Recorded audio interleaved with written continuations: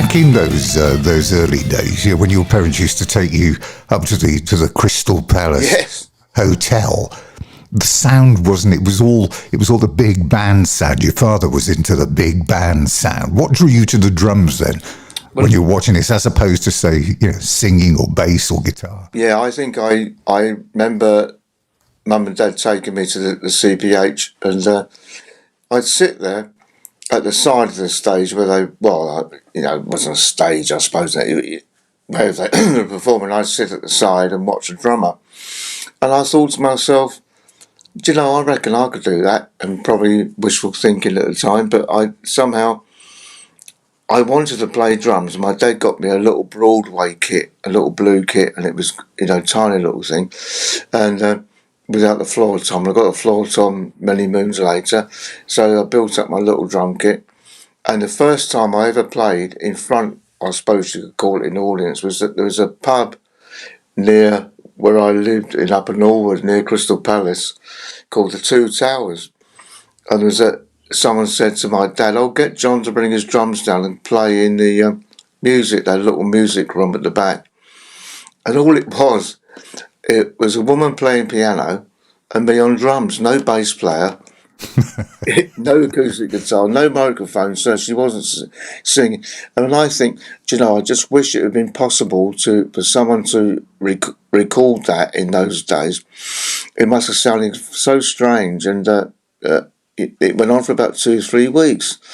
And it was really funny, and I thought, this is, I think what someone said to me, "What did you play?" I said, "I haven't got a clue. Probably Knees Up by the Brown," something like that. You were still in the Air Training Corps, weren't you, when you got the gig with the Spectres? Yeah. It was what it was. I was at Kingsdale Comprehensive in just outskirts of Dulwich, near Upper Norwood, and it was Stephen Ainsworth was in my class behind me. He said, "You like aeroplanes, don't you, John?" I said, "Yeah, I do, especially military ones." He said, "Well, I'm in the Air Cadets. Why don't you join as well?" So he took me up there the following weekend, and we cycled up there. I met the CO, and I joined the Air Cadets. My mum and dad very proud, because they saw me with a Royal Air Force uniform and a little beret, and and it was great. And of course, I was still playing drums, and I got my drums up there somehow to the squadron, and there was Johnny Bush and Wally Rogers, and they playing guitars. I don't think there was a bass player, just two guitarists, and all we did was just play Shadows instrumentals. We had no plans really to go start playing in any little pubs or anything. But then two guys kept coming in. Some, "Can we listen?" We said, "Yeah, sit down," and they listened to us and got chatting. Then they asked me to join their band. That was Francis Rossi and Lancaster. And so I went down to Catford, or Forest Hill, whatever it was, Forest Hill, the next weekend. And there was Jess Jaworski, who was playing keyboards. There was Francis and Alan, bass guitars and rhythm lead guitar. And another guitarist, I can't remember his name. But anyway, that was the start of it all. We didn't know we were going to be well known, as you put it. So yeah, good days. There was a great quote from Alan Lancaster, which I came across. He said, "We originally set out to be Peckham's answer to Kenny Ball and Acker Bilk." Really? Yeah. Wow. Kenny Ball. That's awesome, because do you know what? You mentioned Kenny Ball. When I used to live in the Isle of Man a long time ago, my friend Trevor Baines said, "Oh, I've booked Kenny Ball and his jazz band to come over to the Isle of Man and play in his house." And I went, "Wow," because I thought they were great. That was the music of the time, I suppose. And there's a roadie turned up with the band, and I recognised him. We had chatting. I said, "Does Kenny let people sit in?" He said, "Well, do you want to play, John?" I said, "Yeah, I'd love to, play drums." And he had a word, and anyway, Kenny called me, and Pete Appleby, I think it was Pete Appleby, the drummer, got off his kit and said, "Yeah, come have a play, John." Anyway, Kenny counted this number in, I followed, and it was great. It was just their jazz, it's wonderful. And I got up to get off the kit, and Kenny Ball said, "Where you going, John?" I said, "Let Pete back on." He said, "You enjoying it?" I said, "Yeah, I am, yes." He said, "Sit down, play some more." So I played a few more numbers. It was great. Brilliant. I mean, coming from Dulwich, around Dulwich, you didn't have far to go, did you, to that first Spectres gig back in 63, the Samuel Jones Sports Club down in Dulwich. The buildings still exist on it. I was having a look to see if I could still see them. But what do you remember about that night? Right, well, it was like sort of, may I say, sort of working man's club in a way. Nothing wrong with that, and it was quite funny. And where we were playing, I think there was a bar behind me, and people standing right behind me and buying drinks. And yeah, go on, John. Yeah, that's good, Johnny. Yeah, go. Keying me to go on. But it was. I think we played there 2 or 3 times, and then there was a guy called Pat Barlow who said he wanted to be our manager, and we said, "Oh God, here we go," and it was so funny, mate. He had this gas showroom in Lambeth Walk, and he said, "I've got a basement, you can rehearse down there," and got all our gear, and we took it downstairs, and then we start rehearsing, and when we came back upstairs, he was a gas fitter, he had a gas showroom, and all the cookers had moved across the floor because of the volume. It was the most funniest thing we'd ever seen. And every time you would have to shift all these cookers back in their position before he could open the shop again, But, he got roasted for what he was, but he was a lovely guy, and I think he got us our first record deal, I think, as the Spectres. I think we did a track called "I You Have Nothing." It was a Shirley Bassey song.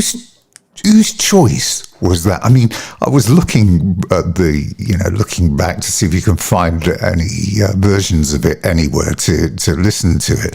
But that was a brave choice, wasn't it? I Who Have Nothing. There was a hurdy-gurdy man. Yeah. And We Ain't Got Nothing Yet. I mean, they were 3 big choices. Yeah, I don't know who chose the Shirley Bassey thing, but I can still remember how it goes. It started off this big sort of crescendo on the floor sometime, and I Who Have Nothing. It was all like that. Then it went 1, 2, 3, 4, and it turned it into a rock song. It was actually a very good arrangement. You got your first roadie. I mean, you can tell me whether this is true, because this is another story I came across. You got your first roadie when you were all on about 19 quid a week, and he was on 30 quid a week, and he would dock you a quid each if you misbehaved. Is that true? Oh, well, I think it was. I wonder if that was John Fanning. Yeah, I think he was from Liverpool. Big, large guy and glasses. He was a funny bloke. He was all right actually, but I think it was in. I can't remember how much we earned or he earned, but they were early days, and he just went along with it really. Because it was fun. It was something new, and we're all new to it, and it was wow. Come and see us play, and there'd be an audience watching us. It was wonderful. We thought, this is really good fun, Then, of course, being young kids, we'd probably play up and, get told off for doing whatever we shouldn't have been doing. But good days, So tell me, you get the 6-week season at Butlins. And Butlins was and still is this great British institution, literally an institution. Did you have any idea of what type of place it was like? Had you ever been to Minehead? Did you know where it was? I knew where Minehead was in Somerset, of course, but we didn't know what to expect. With the holiday camp, we heard about it and we thought, well, is it really us? But we got down there somehow. I think we had this old Thames van, I think. Anyway, it was really, if you know the old TV series Heidi High, it was very much like that. And they put us in little. We weren't on the camp. No, we had to. If you was an entertainer of any sort, you had to find accommodation in Minehead, like a B&B.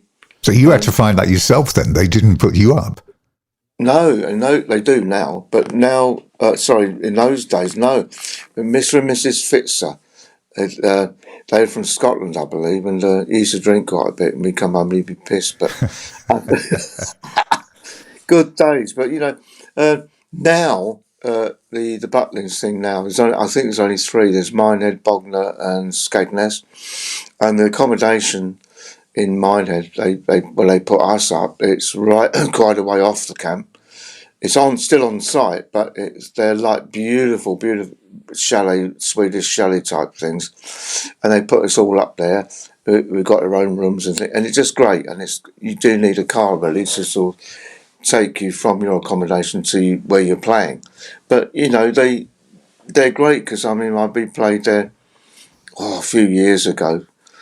We were downstairs, John Coghlan's Quo, playing downstairs, and upstairs was Slade with Dave Hill and all that. But they're good venues because you can get about, I suppose, 2,000 or 3,000 people in each venue. So it's up to the punters which one they want to see first. Brilliant. So the first meeting with Rick Parfitt, how do you remember that going? Well, Pat Barlow was their manager at the time, and he said, we've got to get that Ricky in the band. And we thought, a bit camp, because these were two girls, and I think if he had a pink suit on or something, they were called the Highlights. And we said, hang on a minute, he's got a great voice. Anyway, we met him, and he said, I'll come over and see you play. And he'd come in and watch us playing. Then he thought the band was great, as the Spectres as it was then. Anyway, we persuaded him to come and play with us, and then I can't remember the exact date when he actually joined the Status Quo, because we were called the Status Quo, and we dropped as you know. But Rick was great, and Rick is I miss him dearly. He was such a lovely guy, and he loved his Porsches. He always had a Porsche car, but a lot of what a lot of people don't realise of Rick's playing, he was a great rhythm guitarist. And when he played, if something was really fast, you see a lot of the tribute bands trying to copy him, and they'd be doing up and down stroke on the guitar, up, down, to try and get the speed. And Rick never did that. He showed me once, he said, look, it's all downstrokes. So if you're doing that, it's all downstrokes, no upstrokes. And that must have really made his wrist really strong or done something, but it works. That name change from the Spectres, when you came up with Traffic before Steve Winwood, didn't you? And he announced it afterwards. Yeah, I think it was. I think we was Traffic Jam or something like that, and I thought, oh no. Then of course we had to change it. Unless we did change it to Traffic Jam, then of course he wasn't happy about that either. So I think then Pat found the name Status Quo, and we weren't even happy with that. I think we thought, well, that'll do. We've got to have a name, and so I think we just got used to it, and of course it worked, and it's and the story behind the name then. Initially, the Status Quo, and then the Status Quo, is simply that it was in the papers a lot. That's it, is it? Yeah, and Status Quo is as you are, and we thought, well, that's us, I suppose, as we are, really, and we did lots of festivals. Reading Festival was great for us in the early years. And we'd always do well there. And of course, there was another one, the Lincoln Festival. But we were one of the first bands, I believe. Status Quo was the first band to play on the grounds of Cardiff Castle. When you look back at key moments, there's fate. It seems it does play a role, because Matchstick then initially was going to be a B-side to Joe's Sidewalk Cafe. Why was there the late change that then suddenly thought, no, we'll go with Matchstick Men? I think it was probably, you could ask Francis that, and he may tell you, but I think it was John Schroeder was our producer at the time, and in Pie Records, and I think they They probably chose it because I think it was a good choice. I think it was better than Joe's Sidewalk Cafe. And Francis kept telling us he wrote it sitting in the loo. Yeah, I was going to say, is this an urban myth? Because again, it said that he was sat on the toilet trying to get some peace and quiet away from his wife and mother-in-law. Yeah, probably right, because it probably echoed in there, and it probably sounded even better because it echoed, and something like that. But yeah, it was really interesting. I remember doing something like this many years ago for a radio, and a guy said, because I said to him, "Oh yeah, the first time I was in Manchester. I can still picture it. It's a bit of a bomb site." He said, "Yeah, I know. I live there." Oops, sorry. Rick didn't actually play on Matchstick Men, did he? He appeared on Top of the Pops playing it, but he didn't play on the record, did he? No, that's right. I can't remember why. I think he was probably away somewhere, maybe with the girls, the highlights. I don't know, but yeah, he joined the band after, and he was on. Of course, he was on Top of the Pops as well. But yeah, that's right. So maybe Rick did the overdubs. Sorry, not Rick. Francis, maybe. I don't know. But if there was any overdubs, that is. But that's the way it was at the time, and. Yeah. How did you feel, by the way, when it was not only, it was not only a hit in the UK, but it immediately broke it in the USA when it was released over there as well. And you went on and did Ice in the Sun there, which was a hit in the US. When you look back now, do you think that you should have maybe made more of a play to break in the US, or were you just happy doing what you were doing in UK and Europe? Well, I think I said all along what we should have done in those days, because America, as you know, is huge. In one state they know you, another state they haven't even heard of you. So I reckon we should have done what Fleetwood Mac did and all bands like that. We should have moved over there and maybe, I don't know, for 6 months, say maybe, and just played and did lots of TV if it was possible then. And just promoted the records, but the thing is, we were spoiled. We were well known in the UK, well known in Europe, so all we had to do was just go across into Europe and be, superstars, I suppose, in a way. But yeah, we should have spent time in America. I think it would have done as well. But like I say, yeah, we thought, no, let's go back home, and that was the end of that. Your first gig was in Eltham, wasn't it, 1967? But May the 12th, 1968, you're on the same bill as the Rolling Stones.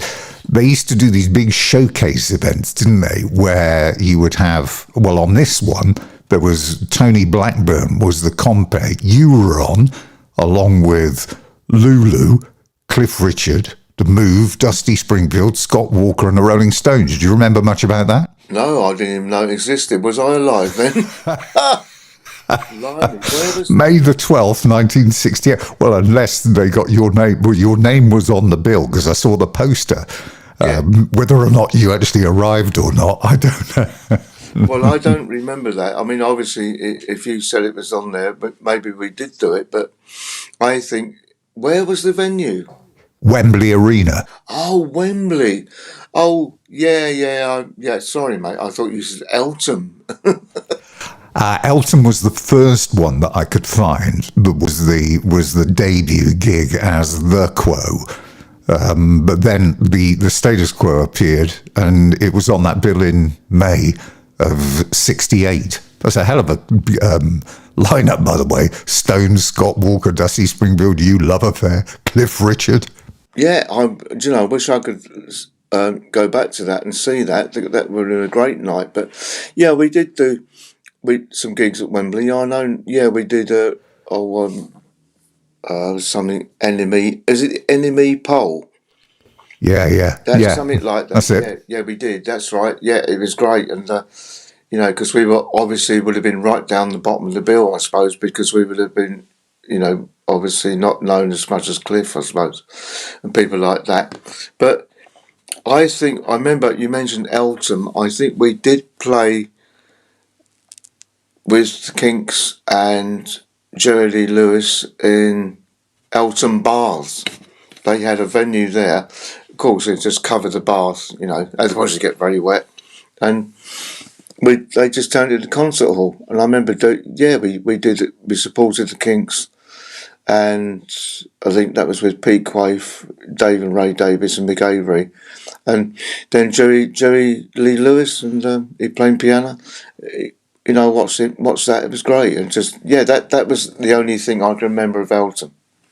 We get the transition with Bob Young, who is said to be the saviour. He's the guy that came up with the idea: ditch the flower power, get some jeans, trainers, and grow your hair. I mean, that was quite radical for them, because there wasn't an awful lot of bands that were going in that direction. Were you immediately convinced? I mean, I know you didn't like the flower power thing much. No, I think it was. I remember being at Pat Barlow's house in Peckham one evening. We're talking about, I don't know, going to this photo session or something like that. And someone, can you smell something? And I was wearing this flipping flower power jacket. And do you remember in those days, if you're as old as me, you will remember they had those electric fires in the wall. It caught fire.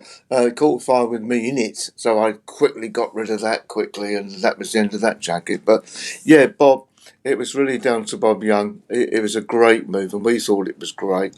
And it was Francis, I think, and Rick said, "Let's, the head down boogie, get your head down." And I remember Bob said, "Look, we could do universities and colleges to get the thing going." And I remember we turned up at one gig, and Bob said, "Look, I've got an idea. I'm not going to allow anyone to announce you. You just walk on and be called like Fleetwood Mac or something like that." We thought, okay. And so in the venue, it was all students, and you could smell the smell of cannabis. Wow, you smell that. And this guy came up to us and said, "Hello, my name is Warwick. I'm the head of music here, blah, blah, blah. I got going to announce the band." And we said, "Look, no, we just want to walk on." And he insisted. So Bob said, "Look, I'll tell you what, just this once, let him announce the band, then we walk on and play." Anyway, he walks out, and as he walks onto the stage, there's a massive cheer, lots of clapping and cheering. And he said, if I can remember it rightly, he said, "Ladies and gentlemen, welcome to the concert." Because he was out of it, right? He'd been smoking it. And he said, "I know you've been waiting for months for this band to show up. Ladies and gentlemen, they're here." He forgot who we were. That's a great story. That's a great story. We just go, get him off. And we just walked on the old chair and we started playing. But I've never forgotten that. It was hilarious. There was a lot of festivals, and people don't realise this. I mean, I wasn't around then at festivals, but when you go back and look at the history of festivals in the UK in the 60s and early 70s, they were all over the place. That year in 69, I think your first festival appearance was at Notts County Football Club. Oh, yeah. For the Nottingham Pop and Blues Festival with Pink Floyd, The Move, Georgie fame, and Fleetwood Mac. Wow, what a lineup. God, imagine how much you pay for a ticket for that now. Oh, that'd be ridiculous. I remember one tour we did, which you'd never see again, it was Slade, Status Quo, Lindisfarne and Caravan. Now, that tour was booked in Australia, so you imagine there was, 50, 60 of us on that plane, because every band took his road crew. So, and we flew to Australia, and then we were exhausted because of the long flight, as you know. And they insisted all of us go and do interviews with this radio station. So it's a lot of musos coming over here and go for the concert. And we did things like Rainwick Racecourse. It was awesome. But the aircraft that were taking us around Brisbane, Sydney, Melbourne, Perth, we fly to every gig, and they put detectives on the plane to keep an eye on us. But what they hadn't realised, because we're all like, we're all rock and rollers and what we wear, jeans, t-shirts. I think it was 3 or 4 guys were detectives, and they'd always sit at the back of the airplane. And when we got on the plane, we go, "Hello guys, good morning. You're with us again. Hello, how are you? All right?" And they look at us and go, "Oh bloody hell, mate, we've been spotted." And the most funniest thing, the last date we did, I can't remember where it was, before we all flew back to the UK. They hadn't booked anyone. They had no arrests at all because everyone behaved themselves because they stood out like sore thumbs. And I think if he wanted to nick someone, he should have let us carry on as we would have done normally, and he could have got your own way. But no, we was very smart and behaved ourselves. You talked about great lineups. What about King Crimson? Yes, Edgar Broughton and you. That was at Nottingham Racecourse back in 1969. Do you recall that? Mind you, I think you'd have probably needed a few smokes to sit through the first bit of that. No, I remember there are some books I've got here at home, and there is one, if I can find it, that's got allegedly covered every gig we've ever done, which I think was that possible, but maybe it was. I must look it up and look back on the history of the band, but I still get now and again fans turning up at the JCQ gigs saying, "I saw you in 1976. I go, "Oh yeah, where was that, mate?"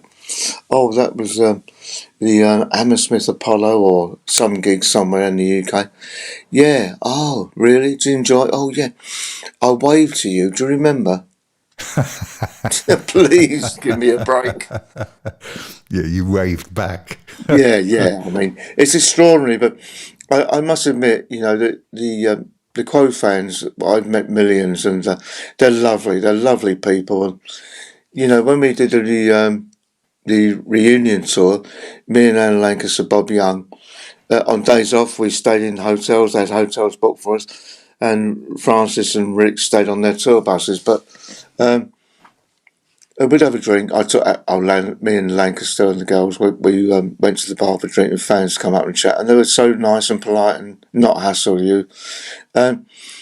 It was great. It just, there's nothing better than a Status Quo fan, I think. They're wonderful people. They love good music. And I remember some of the gigs, I announced the band, call the guys on stage, and I'd say, "Can we have three cheers for the late, great memory of Rick Parfitt?" And we did that, and the applause and the cheers are like, oh man, loud. Then we do one for Alan Lancaster as well, same thing. "Oh, we miss Alan, we miss Rick," and they were just diamonds. Status Quo fans are the best fans in the world. The real breakthrough came after the first 2 albums, Mark Kelly's Greasy Spoon. A lot of people now look back and see this as a real underrated classic. Yeah, I know, because many fans have said to me, "Oh, John, what's your favourite album?" Because we always used to get that in the day, but, and I said, well, we used to say the last one we just made, because that is your newest, and you think that's probably better. I think probably Piledriver was the best, but a lot of fans agree with that, some don't. And I say to that person, you best ask a Quo fan, because they know. Because, as Rick Parfitt used to say, we're in the bubble of being in the band. We don't know which is probably the best, because as far as we're concerned, all of them were, Yeah. You see what I'm getting at? Yeah, absolutely. At that time as well, you'd hired this Aussie songwriter guy called Carl Grossman to write a song. This is outside of the album, Yeah. And he came up with "Down the Dust Pipe," which didn't appear on the album. But I saw a quote from the legendary Tony Blackburn, because these Radio 1 DJs carried big sway. Yeah. And his quote after listening to this was, and you can just imagine the tone of his voice as he turns around at the end of it and says, "Well, down the dustbin for this one." The only, I must admit, do you remember the pirate radio station? Oh, yeah. Caroline. Yeah, a good one for us was Caroline, because when Caroline came out, they played it to death. Brilliant. I mean, Down the Dustpipe went into number 12 as well, so it was a big hit. Now, you've got to mention the workload. Even now, when you look back at the tours and the albums that you were going through, you're into the studio, but you would even find time in between this to do things like, oh, let's get a songwriter and we'll do another single, which doesn't appear on there. You had album tour from 68 to 83.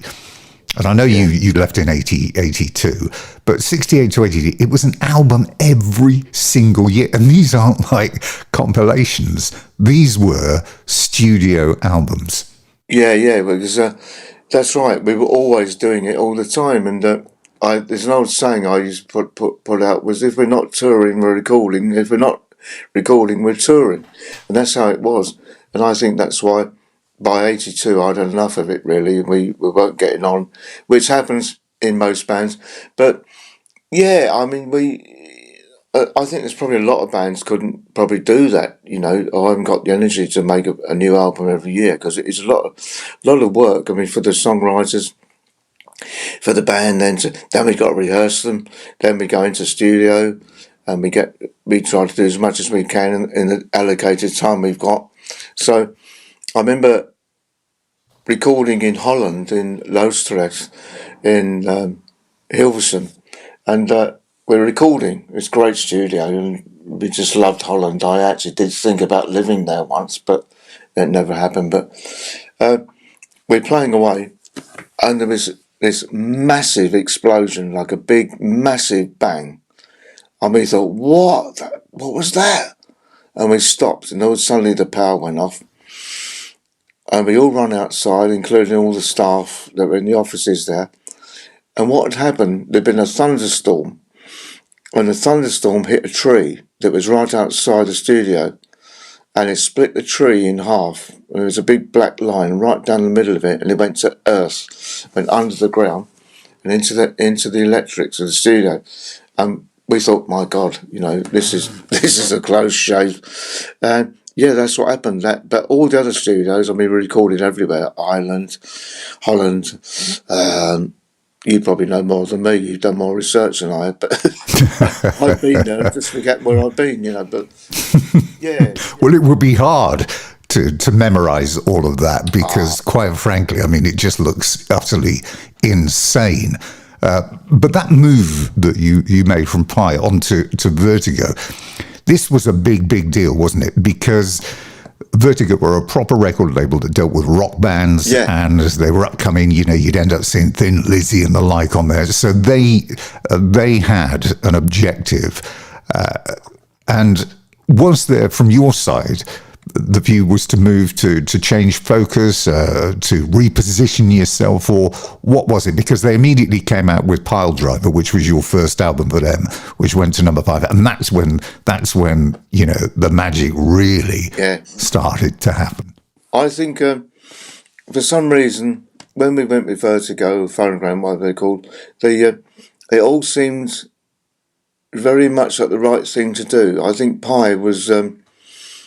I don't know, but sort of very poppy somehow, and I think, well, it wasn't my decision, it was management, but it did well for us, and we never looked back. But so, yeah, Vertigo were great, and I think I remember once being presented with a gold album or a single, whatever it was, and it was going up on stage at this wherever the venue was now, and it was Tommy Cooper who gave us the present. All right, it was so wonderful to shake Tommy Cooper's hand. It was wonderful. That's brilliant. So, and how big a deal was it for you when you got that first number 1 album, which was Hello?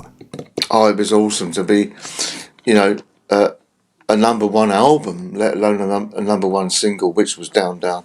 But it was just awesome, mate, and it was like, hope we can do it again, but I don't think we did we? I don't think we went to number one again with another album. Maybe. Oh yeah, you did. Yeah. Gordon Bennett. You had loads of them. I think you had, was it 4 number one albums throughout that decade? I mean, you were never on an album that was.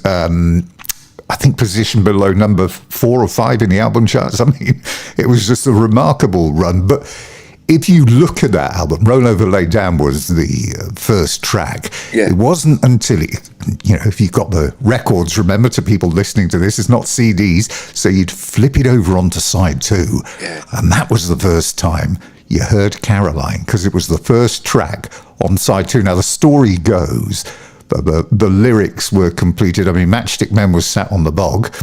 Yeah. Caroline was apparently completed in a hotel dining room in Perranporth in Cornwall, where Bob Young leant against a dining room window and fell through it.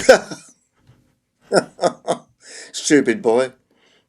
Do you remember being, I mean, I know this is ludicrous, do you remember being in Cornwall for one thing, but do you remember that at all? No. I remember, talking about hotels, I mean, there was in LA, I think, not UK, and we heard all this noise going on in this room. We thought, oh yeah, and there's balconies, and we came over one balcony onto the other balcony and looked through the window, and someone came in and said, what the hell are you doing? And we just did a John Cleese, or just checking the windows. That's a classic. Now, Caroline, there was always a thing about the fact that there was a lot of references to women's names, girls, the lot. Apparently Caroline did exist, according to Francis. He said, Bob Young did know one, but I can't talk about her. That's probably right. It's probably right. And, we knew so many fans and friends and, just all sorts. And it was just really good, fun days. I mean, if you become popular, of course you're going to meet people, and you're going to meet women, you're going to meet all the guys, all the fans. Oh, yeah. Yeah, because, you just remember to behave yourself, that's all. Everything that you were doing was turning into gold records, number ones. And on the level, we get the iconic moment. And again, like Caroline, the first track on side 2 of that album was the first number 1 single, Down, Down. Yeah, that was great. That goes down well at all the gigs I play with my band, and it's always a good song as number 1. Yeah, good, and was that a song that you liked? Oh God! Well, yeah, I mean, it was one of everybody's favorites. I mean, the thing is, it's so difficult to pick out a song that you think is your favorite, because it depends on what the weather's like and how you feel that day.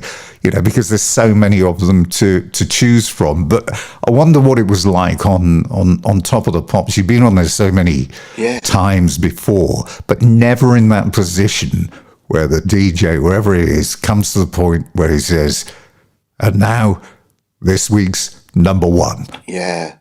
I mean, it must be a great moment. It was sort of to the people that didn't like Quo, this was like cop list, we've made number 1, and really good fun. And I remember we used to go, because when you turn up at Top of the Pops, and it was in the White City in London, you were there quite most of the day, so you do 2 or 3 camera rehearsals and dress rehearsal, what you're wearing and all that stuff. Then you'd have a few hours, so we go upstairs into the bar upstairs, which was on the top floor of the studios.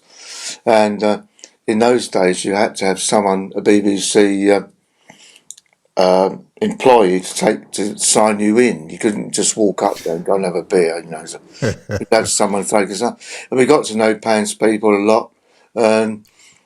There was always all the other bands up there, and it was great. I mean, just really. And then now I can see why the Faces played football on stage when they were supposed to be singing their song. Could probably all had a few beers, It was just really good fun. Was there a bit of rivalry around at the time with other bands? I mean, glam rock was big then. I mean, there was obviously people like the Bay City Rollers, and there was quite a pop thing going on there as well. But was there much rivalry with the likes of, I don't know, Mud, Slade, T-Rex? I think we got on with all the bands well. It was always good fun, but I think in our early days we supported Fleetwood Mac, and they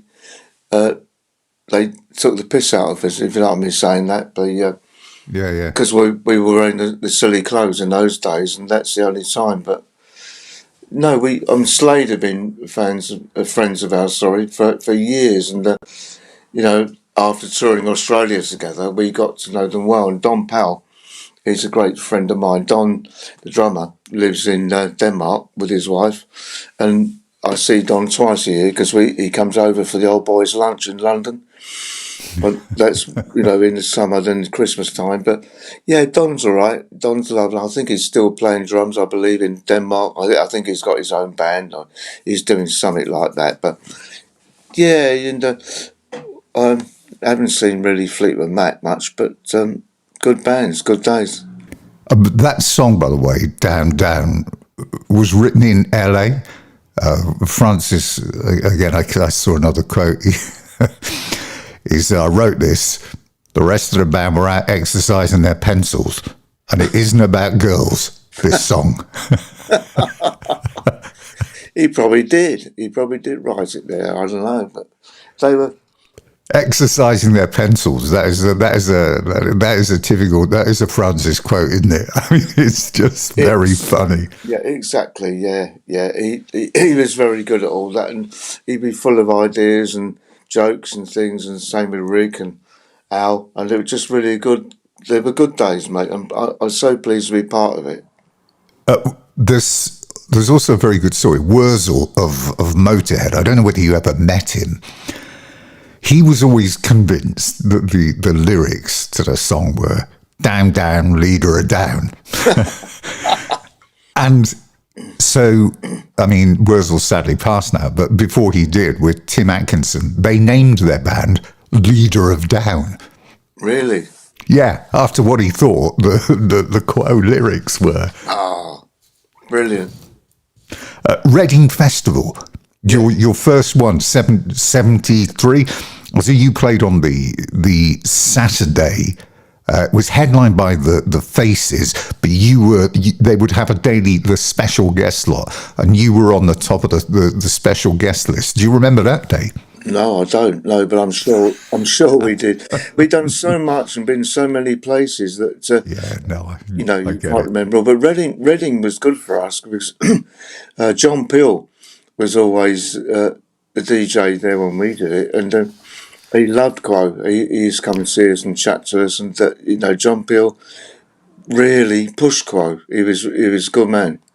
He came out with the iconic line about Paper Plane. He's on his show said, "Now, boys and girls, this is a real gem, and if it isn't a number one single, you all deserve to be horsewhipped." Oh dear.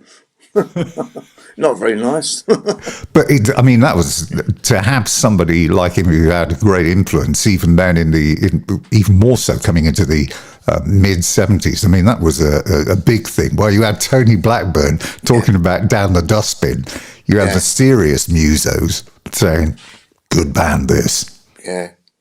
And a lot of the shuffles, the fast shuffles, a lot of drummers like that, because I can still do it now, just about, but it was great, and I think they were very surprised that we changed our image from, dare I say, pop stars to what rockers now and all that, and it was Bob Young's idea, and it was the best thing he ever did for us. It was lovely, and thank you, Bob, for that.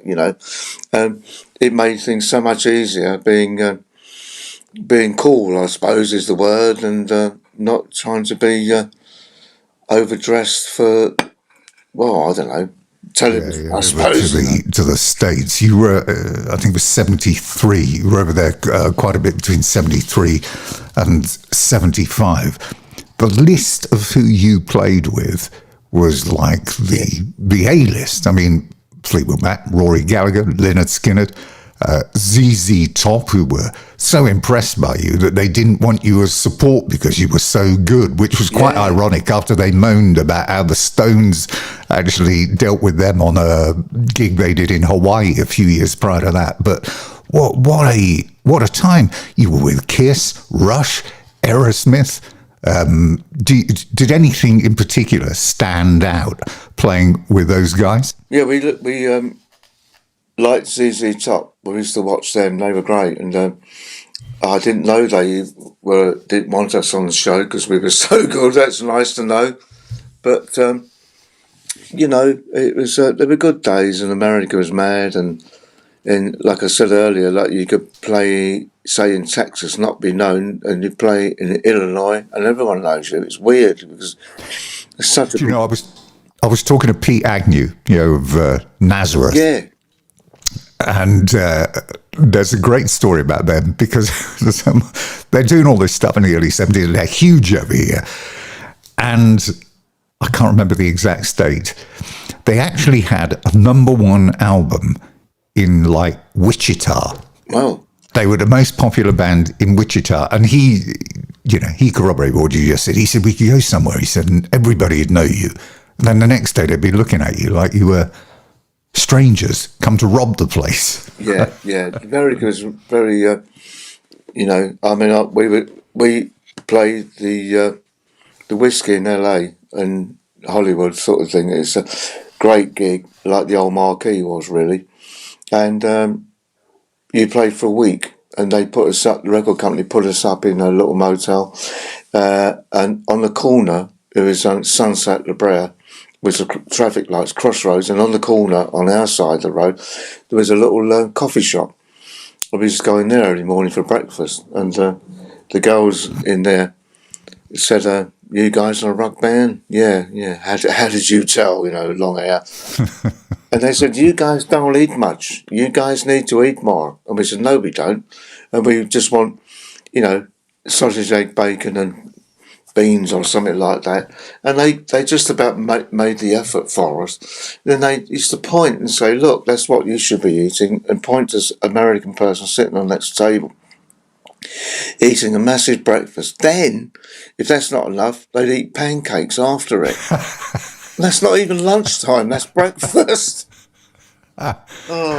So through all this time, right, you all the success that you've got, when did you ever have a holiday, right, or a bit of downtime? I mean, you all have wives, girlfriends, starting families. When would you ever have had any time off? Well, I think it was, that's a good point. I really can't remember. I think it was when a tour finished of maybe America or a tour of Europe, maybe.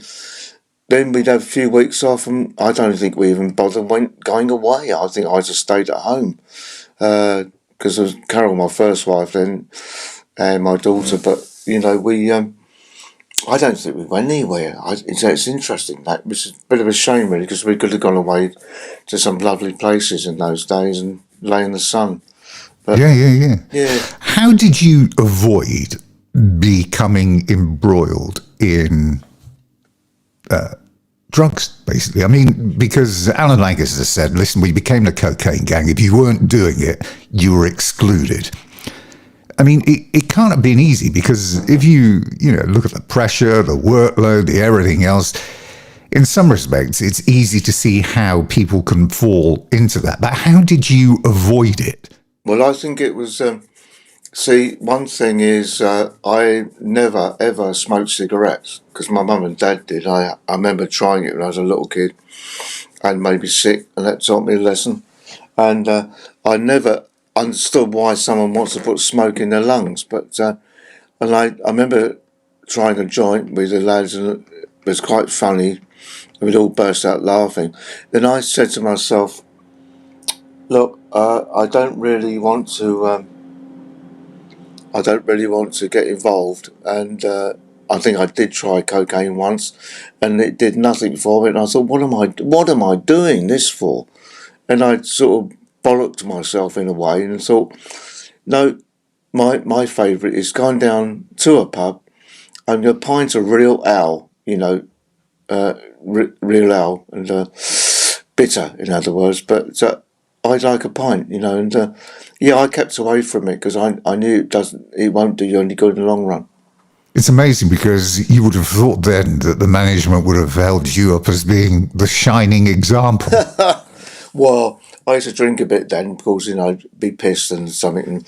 But Yeah, I know what you mean. The touring and pressure recording and everything else. And well, I'm 76 in September, so I don't feel it. I feel about, I don't know, I'm 75 now, but I don't know. I just feel really good and got a great family life, and my wife is a great chef, and we cook all fresh. She cooks all fresh food, and I have some wonderful dinners and stuff. And but the good thing is, I just go to my local pub for a few pints, and I'm happy. It makes me happy. I'm fine with that. I don't need spirits. I don't drink spirits. I rarely drink wine. So it's just beer, bitter. Yeah, just real ale. Real ale, yeah, and that real ale.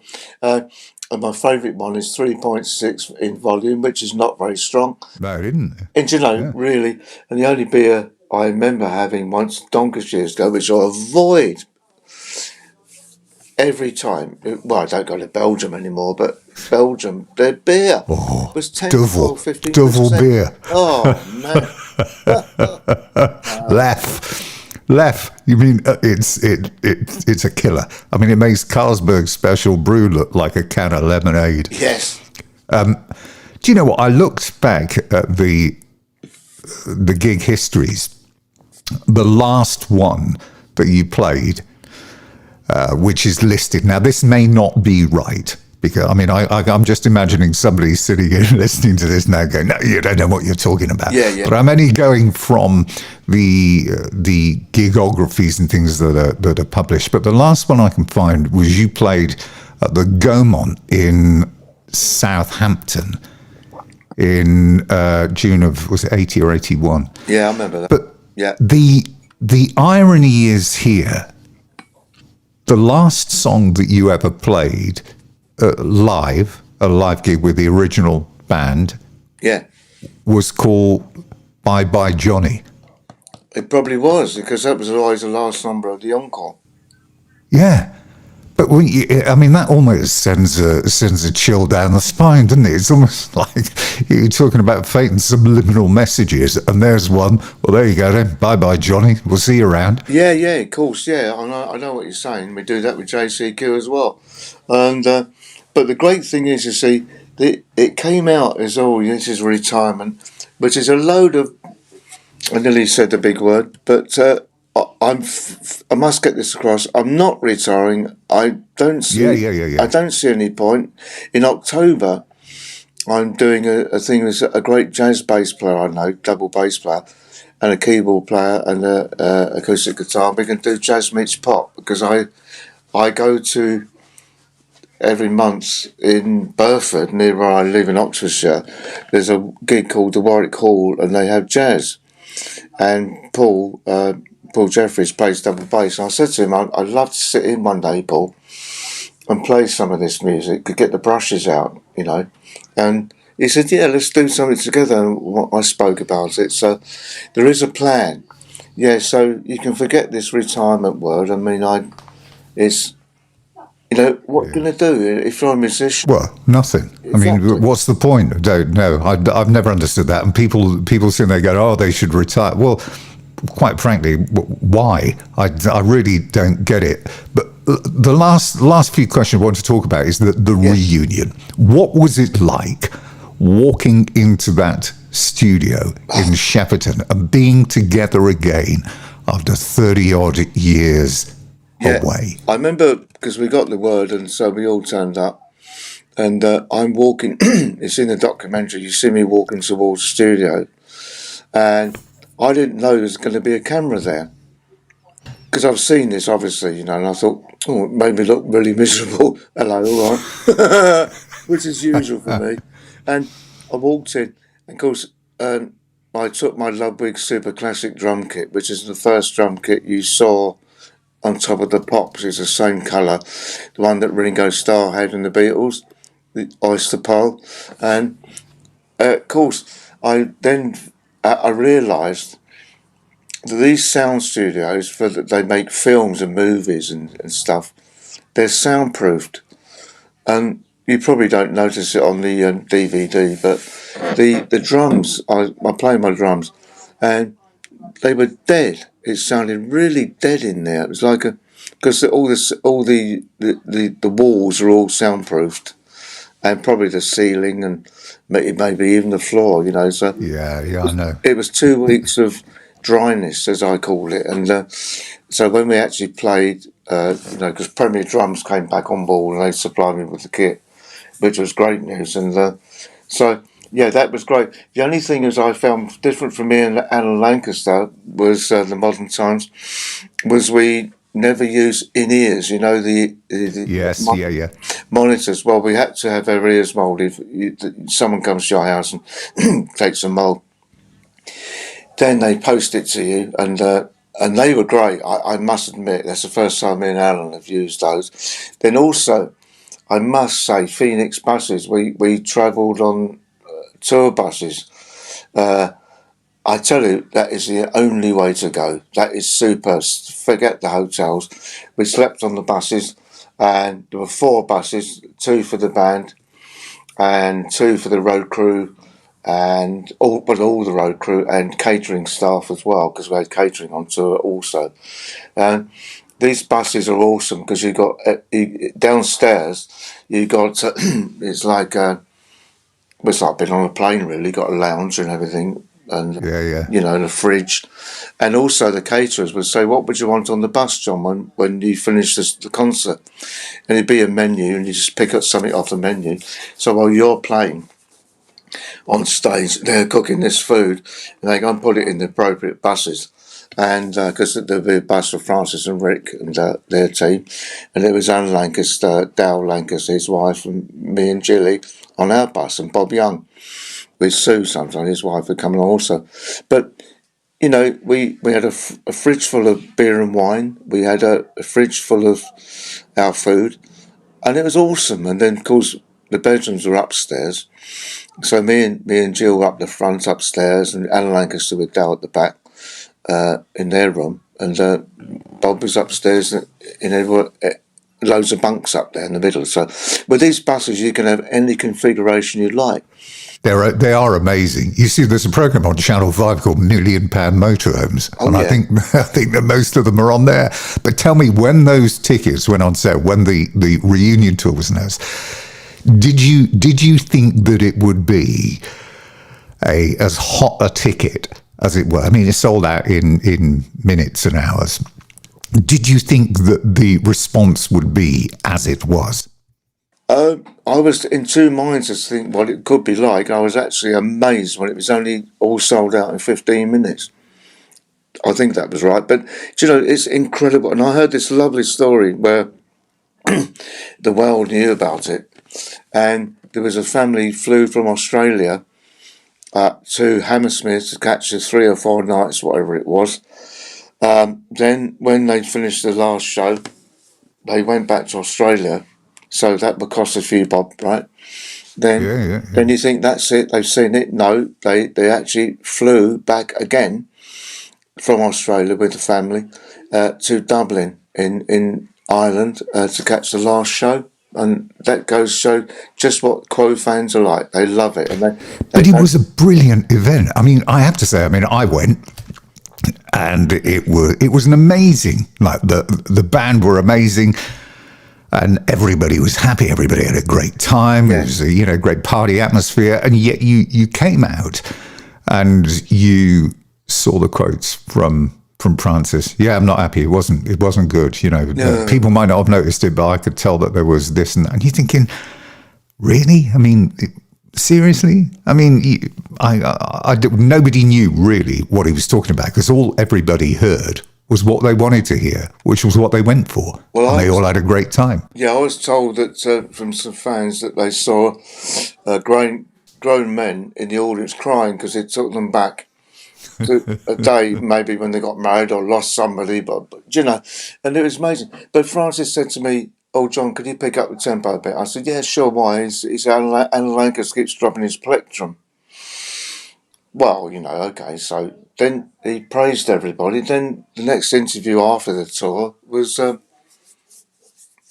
getting a roasting, and you think, well, hang on a minute. 1 minute it was okay. If you feel it wasn't up to scratch, then you should have said 3 weeks to 4 weeks rehearsal. Yeah, well, you went out and did it again. Yeah. So they did it again. And again, the tickets sold out in, minutes and, under an hour. It was all sold out. And there was, it was muted that there would be a third Frantic Four tournament. But Francis was like, no, we're not doing another one. And the suggestion came that you, Rick and Alan, go and do Quo PLC. That's right. I mean, how serious was that, or was it just an off-the-cuff comment? Well, I'm not sure, because you can never tell with Francis sometimes. I'm not being rude, I'm just being accurate, that he would say what he feels, and maybe he just... well, you see, what we were pissed off with was the fact that he didn't let Rick Parfitt make a decision. Sorry, Rick, no, I'm in charge. Well, I think that's a load of bollocks. I think he should have said to Rick, what would you like to do, Rick? And because Alan and me heard about this, and Rick loved it. He said the tour was great, John. He said, I loved them doing all these old songs again. It's great, because he didn't like doing what they were doing, Yeah. So I see his point. And I said to the guys, I said, yeah, I'm up for it. Of course I'm up for it, be silly not to do it. And I was very, very surprised that France would turn it down, because I think it's a rather stupid thing to do, because it sold out in minutes, for God's sake, man. What does that say to you? That says the fans loved it and they want to do it again. Well, I mean, it seemed quite bizarre. And then what made it worse was they went and did that whole acoustic thing. Yeah. So it was like going from the sublime to the ridiculous. Here we are, we're going right back to where it was, right in the thick of the 70s, the head down, 2.5 hours of solid boogie rock and roll. Yeah. And then the next minute, everything's unplugged and it's all acoustic. Well, I'll tell you what we did. I remember Jilly and me, when he did the first I Talk Too Much thing, we noticed he was playing in Cheltenham, which is not far from where I live, in Oxfordshire, and we went along, got the office, put some passes on the door, because we're not paying to go and see him, and we sat in there. Anyway, it's Mick Wall and Francis, right, talking on stage. Then they had a break. Then they came back on, and Mick Wall said, "Oh, I've got some notes here. People in the audience have asked me to ask Francis some questions. Anyway, you'll love this." So Mick reads one out. It's from Spud. That's my nickname. Yeah. And unfortunately, I can't remember what the question was. And Jilly looked at me. I looked at her, and she said, "Did you write that?" I said, "No." She said, "Nor did I." So Jilly, being Jilly, stood up and said, "Mick, it's Jilly here," waving to him, right? And picture this, all the audience sitting down. He goes, she says, "I'm sorry, Mick, we didn't write that." And the whole audience went, So we know who did write that, and it was either Francis or Mick. They probably asked that question, answer that every night, probably. So it was scripted. And so you think, oh, God, come on, get over it. Now tell me, you've been working with John Coghlan's Quo, right? Yeah. So you put out 2 great tracks, right, in lockdown. I mean, they were 2 really good tracks. It sounded just like Quo. Yeah. Well, so why wasn't there an album then? I mean, I know you don't like studios and whatever, but really, that deserved to have something else attached to it, Well, rather than. We actually did a lot of recording at Pete's house, and we were planning to do more, and I think they just dried up with ideas, and I think we had a few songs. I suppose we could release an EP, I suppose, but do EPs get released anymore? I don't know, but And yeah, you're right. You know, we can see. I mean, I'm not planning to throw JCQ away. I mean, my plan is to do it again at probably Christmas, or if that doesn't happen for whatever reason, I want to do it again next year. You know, do some gigs in the UK again and see if the guys want to do it. If they don't, we'll have to get some different musicians in to do it because I'm not giving up. A last question then. Yeah. What is your favourite Quo track to play live? Oh, what on stage for me? Yeah. It used to be Mystery Song for me, and we don't do that in JC. You might have so many we could do them all, but you'd be playing all week. I don't know. Well, Down Down is one of my favourites. Mystery Song was one. April, Spring, Summer, and Wednesdays is a great album track, and I like playing that in the set. So yeah, there's a lot of Quo stuff out there which is really, really good, and I think you should try and find the Spectres. I Have Nothing. You'll love that track. I've been